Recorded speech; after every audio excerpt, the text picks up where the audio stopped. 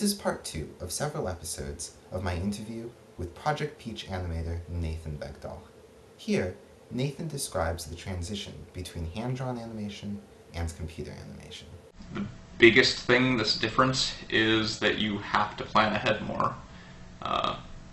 You have a lot of flexibility with 3D animation to just jump in there, and you can always go back and change things really easily.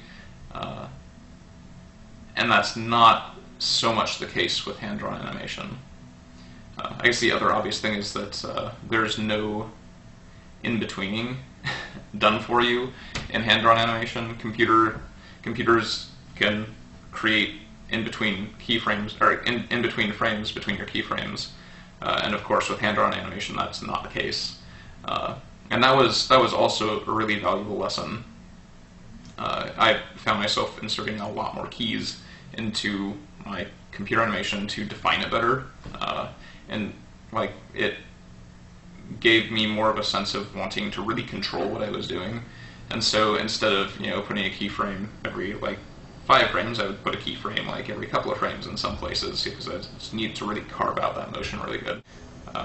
As I've done more and more animation, I've increasingly discovered that there's not, there's a lot of techniques that are usually helpful in animating, just in terms of approaching the animation. But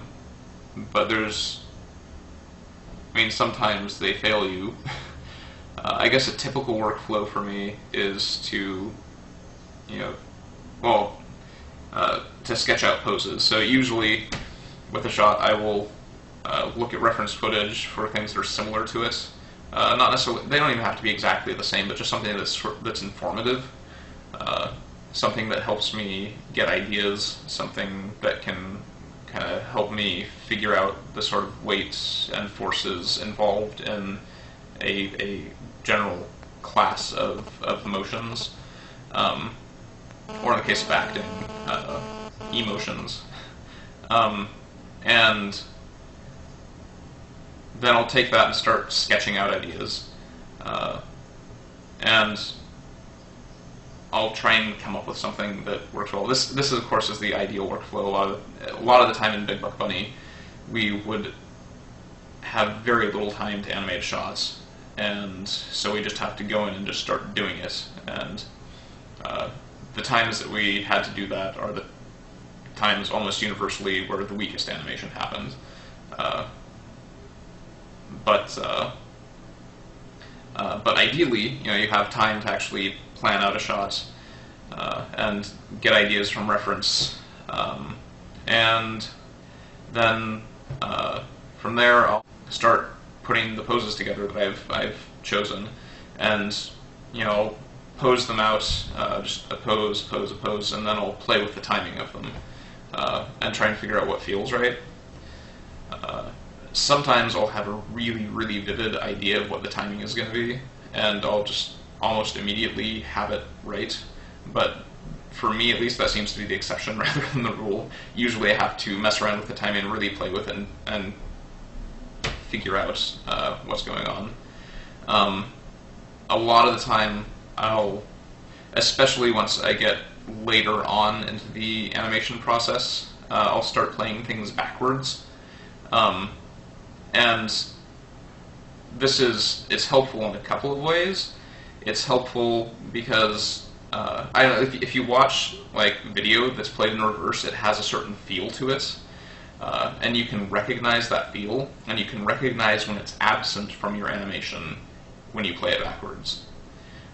So I'll play an animation backwards, and if it looks like it plausibly could be playing forwards, I know it's wrong, because it should look like it's playing backwards. So I'll use that. The other thing that it does, though, is it kind of shocks my mind out of the forwards timing, because when you're animating, at least when I'm animating, I'm constantly watching the animation over and over again to see if it's right, and eventually your mind and eyes kind of adapt to that specific animation that you're watching, and you stop seeing things. It's kind of like when you look at something for long enough, it starts to kind of fade away. It's the same kind of thing. So in order to see it again, I'll play it in reverse. And again, I'll also often watch it flipped horizontally. And Big Buck Bunny, there was a nice mirror right behind me, so I'd actually just turn around and look at the mirror. And so it'd be flipped. And that'll give me kind of a good sense of where my poses are at and things like that. There's lots of, that's something that at least I struggle with a lot. I don't know about other animators, but I struggle a lot with being able to continue seeing my animation fresh. And so I've gathered a lot of tricks from other people and from my own design, which then I end up finding, of course, that everyone else has been doing for years, but to try and help shock myself out of that. So, I take timing from reference as well, not just poses. I mean, just watching reference, again,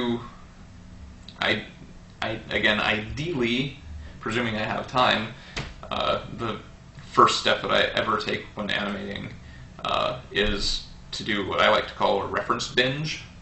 So I will collect as much reference footage as I can, like surfing the net, finding videos, downloading them onto my computer, looking through movies, ripping them to my computer, going outside and filming reference. I mean, it doesn't really matter where I get my reference from, just as long as I have a lot of it.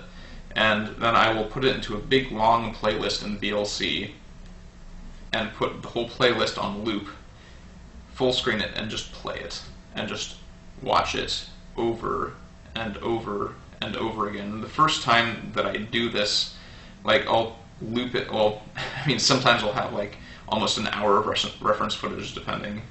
So just the time to search for the reference footage and get the reference footage is tricky, but I watch it over and over and over again. Sometimes I'll loop it and just watch it 10 times in a row.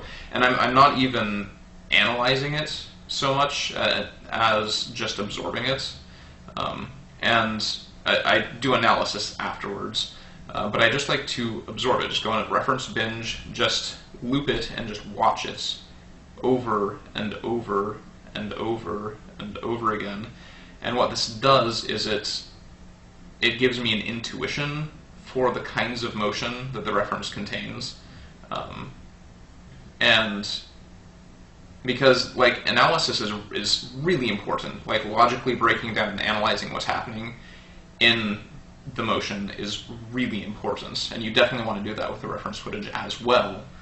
But if you jump, at least for me, if I jump straight to the analysis part, then I miss out on getting that gut feeling when I watch my animation as I'm animating it that something's wrong.